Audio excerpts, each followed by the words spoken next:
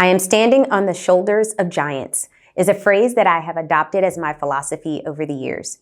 My commitment to rural health and service has been shaped by the mentors and leaders whose guidance laid the foundation for my journey, and I'm grateful for the path that has led to membership and service within the National Rural Health Association.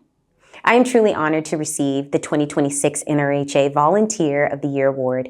It is humbling to be recognized by an organization I've been proud to serve for over a decade, a community dedicated to advancing healthcare access and outcomes in rural communities across the nation. I have had the privilege of engaging with policymakers and community leaders, advocating for rural health and oral health initiatives, and working to ensure that every community has the resources it needs to thrive.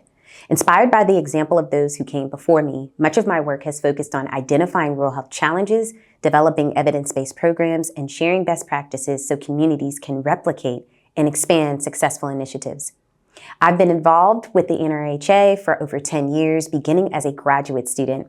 Early on, I quickly realized that NRHA was a community dedicated not only to advancing rural health, but also to fostering volunteerism and collaboration.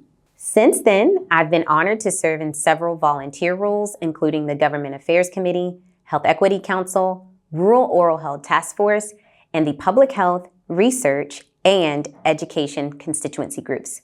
I was also privileged to be named an NRHA Fellow in 2017, and I served nationally as a member of the Journal of Rural Health Editorial Board and locally as a board member for the South Carolina Office of Rural Health.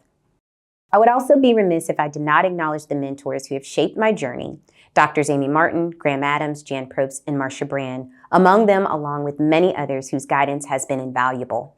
I'm also deeply grateful to my family, especially my husband Cedric, for their unwavering encouragement, and to many others whose support has helped me along the way.